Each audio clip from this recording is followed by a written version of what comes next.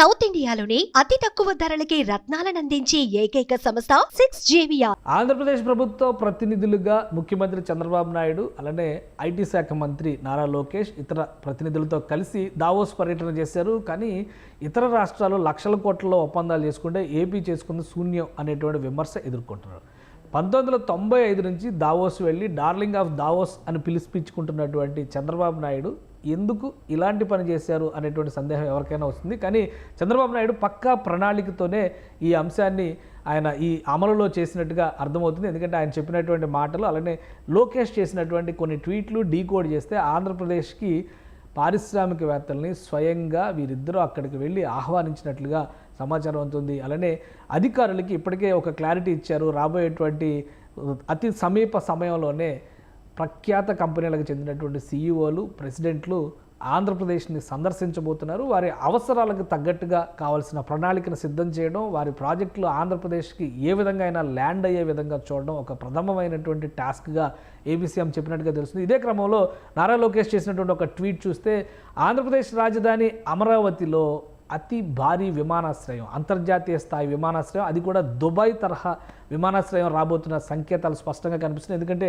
ఈ ట్వీట్ల నేపథ్యం కావచ్చు, మీటింగ్ల నేపథ్యం కావచ్చు, ఓవరాల్గా అన్ని రాష్ట్రాలు చేసుకునేటువంటి అగ్రిమెంట్ల నేపథ్యంలో చాలా అంశాలు ఓవర్లుక్ అయినాయి. ఎయిర్ ఇండియా చీఫ్తో నారా లోకేష్ జరిపినటువంటి భేటీ సారాంశంలో చాలా ఆసక్తికరమైనటువంటి అంశాలు ఉన్నాయి. ఒకసారి ఆ ట్వీట్ని డీకోడ్ చేస్తే కూడా Campbell Wilson air India managing director and CEO ఆయనతో భేటీ అయ్యారు నారా లోకేష్. సో ఈ క్రమంలోనే ఆయన ఒక ఎష్యూరెన్స్ తీసుకున్నారు. ఆంధ్రప్రదేశ్లో ఏవియేషన్ రంగానికి సంబంధించి ప్రధానంగా ఎంఆర్ఓ దీనికి సంబంధించినటువంటి బిల్డింగ్ యూనిట్ రావాలంటే maintenance, repair and overhaul MRO హబ్ని విశాఖపట్నం ఎయిర్పోర్ట్లో పెట్టాలనేటువంటి విజ్ఞప్తిని ఏపీ తరపున నారా లోకేష్ క్యాంబెల్ విల్సన్కి చేశారు. ఇక్కడ మరొక అంశం, రెండవ అంశం అండర్లైన్ చేసుకోవాల్సినటువంటి రెండవ అంశం, I shared our ambitious vision to develop an international airport spanning 3,000 to 5,000 acres similar to Dubai with in the CRDA jurisdiction.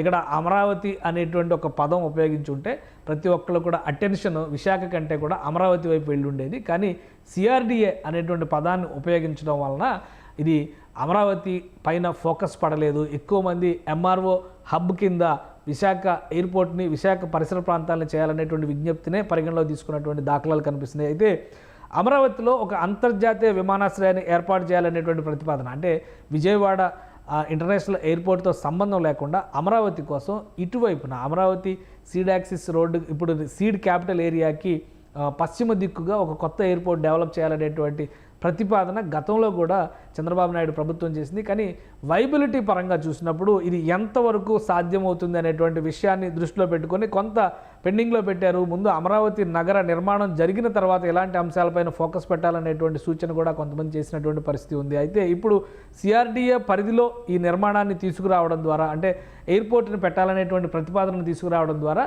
మరొకసారి అమరావతికి ఇంటర్నేషనల్ ఎయిర్పోర్ట్ అనేటువంటి అంశం వెనకబడలేదు, దాన్ని పక్కన పెట్టేయలేదు, లేదా ఆ అంశాన్ని ప్రభుత్వం పట్టించుకోవడం లేదు అనేటువంటి వాదనకు ఒక సమాధానం ఇచ్చినట్టుగా మనం పరిగణించాల్సి ఉంటుంది. ఇక ఇంటర్నేషనల్ ఎయిర్పోర్ట్కి సంబంధించి 3,000 to 5,000 acres 3,000 నుంచి 5,000 ఎకరాల భూమిలో సువిశాలమైనటువంటి ఎయిర్పోర్టు, దుబాయ్ తరహా ఎయిర్పోర్ట్ని ఏర్పాటు చేయాలనేటువంటి ప్రతిపాదనని, అంటే దుబాయ్ ఎయిర్పోర్ట్కి ఉండేటువంటి స్పెషలైజేషన్స్ ఏంటంటే అది ఒక సపరేట్ ఎస్ఈజెడ్ లాగా ఉండేటువంటి పరిస్థితి ఉంటుంది. అక్కడ షాపింగ్ మాల్స్ కానీ, షాపింగ్ ఏరియా కానీ, రిక్రియేషన్ జోన్ కానీ, అదొక పెద్ద ఎయిర్పోర్ట్తో పాటు ఈ రిక్రియేషన్ జోన్గా కూడా దాన్ని పరిగణిస్తారు. అటువంటి ఎయిర్పోర్ట్ని అక్కడ అమరావతి ప్రాంతంలో ఏర్పాటు చేయాలనేటువంటి ప్రతిపాదనని నారా లోకేష్ చేశారు. అలానే ఇది పెద్ద అంటే ఇది అత్యాశ అనుకోవడానికి అవకాశం లేదు. ఎందుకంటే గత కొంతకాలంలో చూస్తే కనుక ఆంధ్రప్రదేశ్కి ఎయిర్ ట్రాఫిక్ దాదాపుగా ఏడాదికి 52 లక్షల మంది ఆంధ్రప్రదేశ్లో ప్రయాణం చేస్తున్నటువంటి పరిస్థితి ఉంది. ప్రస్తుతం ఆంధ్రప్రదేశ్లో ఉన్నటువంటి 7 ఎయిర్పోర్ట్లకు తోడు మరికొన్ని ఎయిర్పోర్ట్లు విస్తరించేటువంటి ప్రయత్నాలు జరుగుతున్న నేపథ్యంలో ఆంధ్రప్రదేశ్లో ఏవియేషన్ రంగం ఫ్రూట్ఫుల్గా ఉంటుందనేటువంటి సంకేతాన్ని నారా లోకేష్ చేశారు. సో అమరావతికి ఒక అంతర్జాతీయ విమానాశ్రయం అనేటువంటి కళ ఖచ్చితంగా నెరవేరే దిశగా అడుగులు వేస్తున్నట్టుగానే సంకేతాలు కనిపిస్తున్నాయి. ఇక్కడ మరొక అండర్లైన్ చేయాల్సినటువంటి పాయింట్ ఏంటంటే క్యాంబెల్ విల్సన్ ఎయిర్ ఇండియా సంస్థను ప్రస్తుతం టాటా గ్రూప్ నిర్వహిస్తుంది. ఇది గవర్నమెంట్కి సంబంధించినటువంటి సంస్థ అయినప్పటికీ కూడా టాటా గ్రూప్కి టేక్ ఓవర్ చేయడానికి అంటే టాటా గ్రూప్కి హ్యాండ్ ఓవర్ చేయాలనేటువంటి నిర్ణయాన్ని నరేంద్ర మోడీ ఆధ్వర్యంలో ఉన్నటువంటి కేంద్ర ప్రభుత్వం తీసుకుంది.